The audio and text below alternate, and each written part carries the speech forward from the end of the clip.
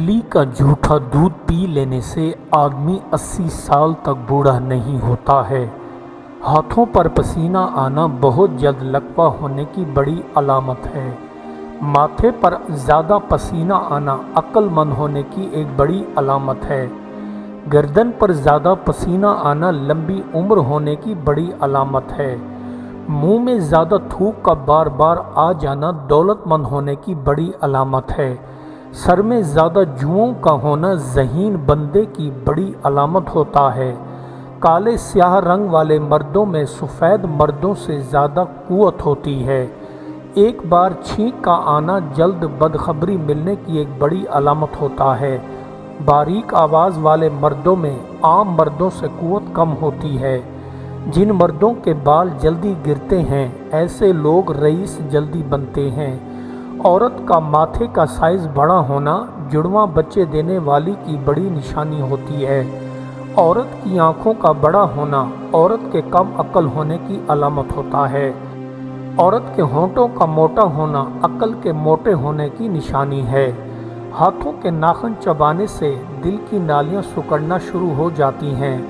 رات کے وقت زیادہ کھانا کھانے سے دل کمزور ہونا شروع ہو جاتا ہے۔ صبح سویرے کھیرا کھانے سے چھاتی کے کینسر سے بچا جا سکتا ہے۔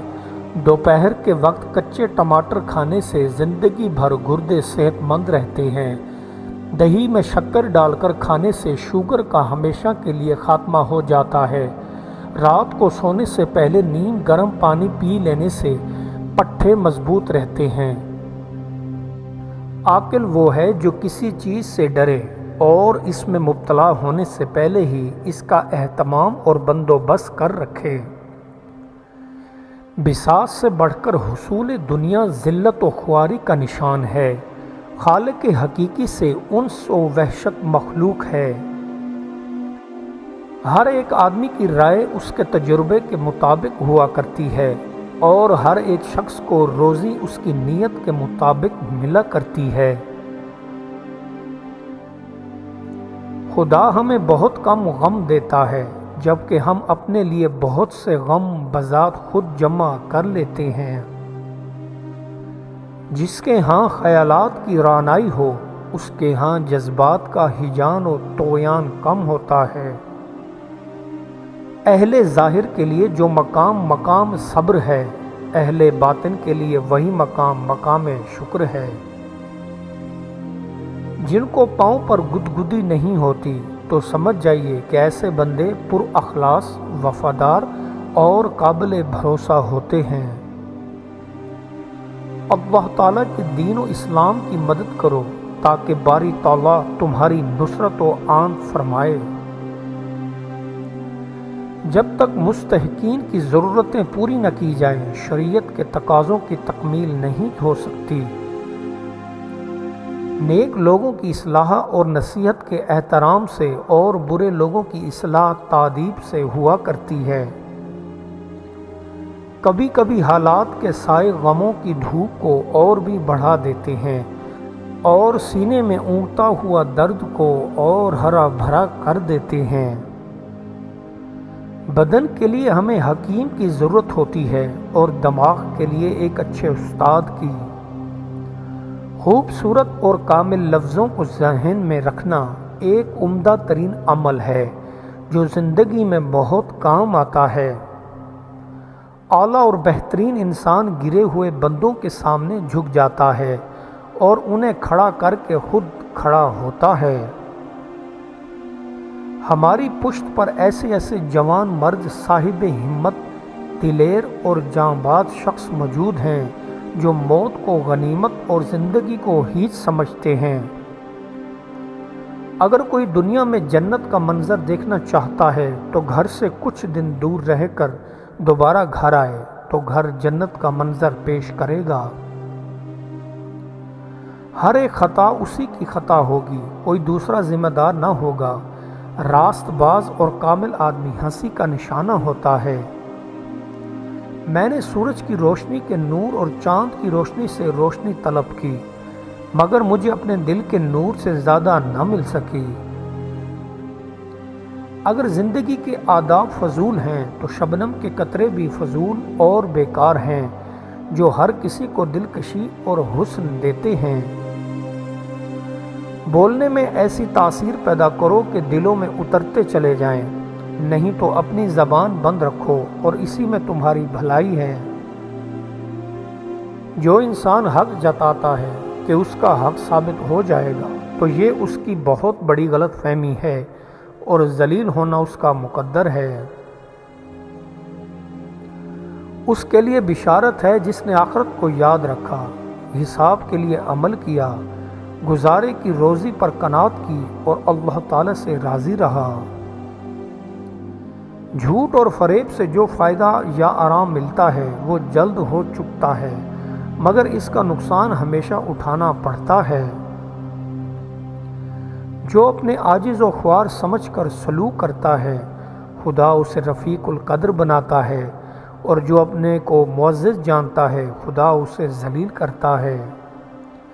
سچی نیکی اس لحاظ سے جگنو سے مشابہ ہے کہ یہ اس وقت اچھی طرح چمکتی ہے جب تک سوائے آسمان کے اور کسی کی نگاہ اس پر نہ ہو۔ یہ عجیب ہے مگر سچ ہے، سچ ہمیشہ عجیب ترین ہوتی ہے۔ سیاہی کا ایک قطرہ لاکھوں انسانوں کو غور و فکر کی راہ دکھاتا ہے۔ گمراہی میں بے ذوقی اور کفر میں کم نظر کو زیادہ دخل ہے۔ جانوں کا نقصان ہمیشہ تحریکیوں کے لیے زندگی کا پیغام ہوتا ہے۔ جس انسان کی آنکھ میں آنسو ہیں وہ انسان اللہ سے بچ نہیں سکتا۔ انسان کا اللہ سے قریب ترین رشتہ آنسوؤں کا ہے۔ زندہ دل وہی ہے جس کا دل زندہ ہو۔ اللہ تعالیٰ اپنے مخلص بندوں کو رحم و کرم پر کبھی نہیں چھوڑتا، ہر مصیبت میں ان کے ساتھ ساتھ ہوتا ہے۔ جو بندہ اپنے دوست کے ساتھ پیار کرتا ہے وہ اس کتے سے بڑھ کر نہیں ہے جو اپنے ٹکڑا ڈالنے والے کے سامنے دم ہلاتا ہے۔ انسان کا پیار اپنے دشمنوں کے ساتھ ہونا چاہیے۔ یہ زندگی 2 دن کی ہے، ایک دن تمہارے حق میں ہوتا ہے، اس دن غرور مت کرنا، ایک دن تمہارے مخالف، اس دن صبر کرنا۔ مال کے طلبگار اکثر ظاہری متقی ہوتے ہیں، اس لیے کہ معصیت میں دولت صرف ہوتی ہے اور یہ ان سے ہو نہیں سکتا۔ دریائے فکر کی گہرائی میں موتیوں کی چادر بچھی ہوئی ہے، جو اس میں غوطہ لگائے در تجارت سے دامن ہوش کو بھر سکتا ہے۔ شکوک کی موجودگی میں بغیر ہم واقعات اور چیزوں کی قدر و قیمت کا صحیح اندازہ نہیں لگا سکتے۔ یقین حاصل کرنے کا جنون خیالات کو جنم لیتا ہے۔ جو قوم عمل اور محنت نہیں کرتی وہ تو اللہ کی دی ہوئی قدرتی نعمتوں سے بھی استفادہ حاصل نہیں کر پاتی۔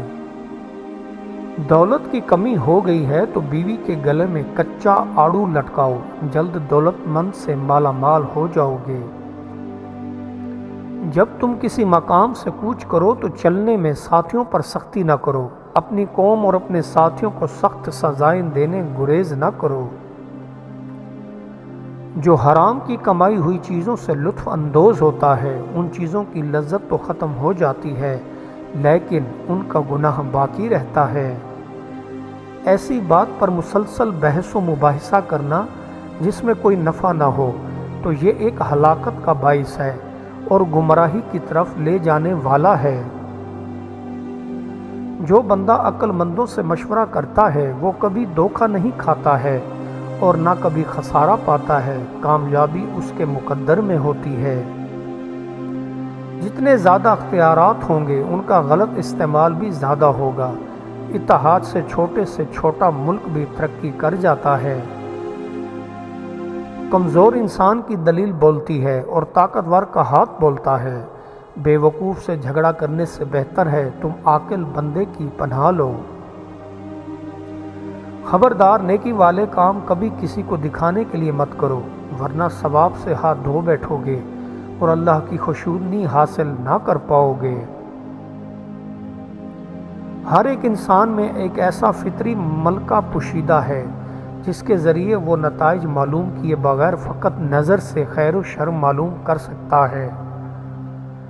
حصول مقصد کی خاطر اندھیرے میں لڑتے رہیں، اس وقت لڑیں جب آپ لڑنے کی سکت نہ ہو، مر مٹیں، لیکن حقیقت میں آپ